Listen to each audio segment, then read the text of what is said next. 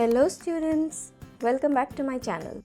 My name is Jagdeep and in this video series we are focusing on theory of supply. In our previous video we learned about the factors that affect market supply and this video shall focus upon the law of supply. So without wasting any time further, let's get started. So law of supply is another force that we talk about in the realm of economics. Now what does law of supply talk about? So the law of supply will basically let you know the relationship between the price of a commodity and its quantity supplied. Let's take a look at what is the statement of the law. So the statement of the law says, other things remaining the same, which is nothing but ceteris paribus, higher the price of the commodity, larger is the quantity supplied, and lower the price of the commodity, the smaller is the quantity supplied. Now based on this entire statement, we can identify that the price and quantity supplied of a given commodity are directly related. Now the statement of the law began with ceteris paribus, or other things remaining the same. That's where the assumptions of the law come from. So let's take a look at what are the assumptions. So the assumptions are, except for the price of the commodity. For example, if the commodity under consideration is apples, then other than the price of apples, every other factor that influences the supply of apples is assumed to remain constant. So the assumptions are as follows. Prices of inputs are expected to remain constant.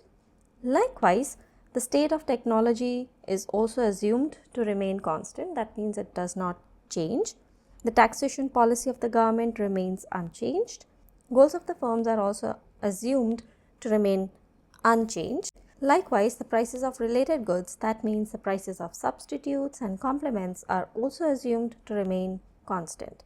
Now for all those people who have just stumbled upon this video first, need to go and check the video out with regards to the factors affecting individual supply. Once you know what these factors are and how they affect supply, the assumptions would make sense to you. And then come back to this video. Okay, now let's take a look at a supply schedule. Now ideally, the supply schedule is basically a tabular representation of the quantities a seller is willing to offer for sale at different prices. Now in this schedule, we see that the price of this commodity, which we listed as apples, let me write it again. So quantity supplied of apples. Okay, so at the price of $1, the seller is willing to offer 10 kgs of apple for sale. Likewise, when the price goes up to $2, the seller is willing to offer 15 kgs.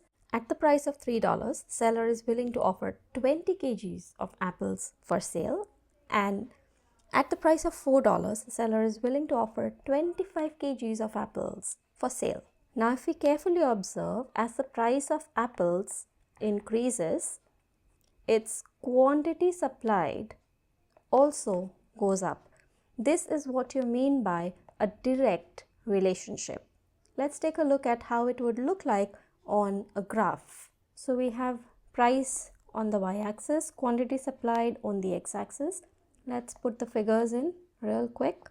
Since I don't have the scales, my pointers are not equidistant. If you're drawing with me, please ensure that these pointers are equidistant in your books. So at $1, the quantity supplied was 10 kgs. At $2, the quantity supplied was 15 kgs. At $3, the quantity supplied was 20 kgs. And at $4, the quantity supplied was 25 kgs. Now what we need to do is just join these pointers freehand. Now this is your supply curve. Let me just name these pointers so it's a little easier for us to refer in the explanation. Okay, let us say at point A, price is $1 and quantity supplied is 10 kgs. Likewise, at point B, price is $2 and quantity supplied is 15 kgs. Let's look how it looks like on the graph. So this is the initial point A, and this is the new point B. Now if we pay attention here, as the price increased from $1 to $2, the quantity supplied also went up from 10 kgs to 15 kgs. This is what you mean by a direct relationship. Now when you look at the supply curve, this curve is an upward sloping curve.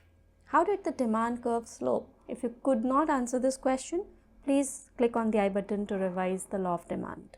So S is the supply curve and it slopes upwards from left to right. This upward slope indicates that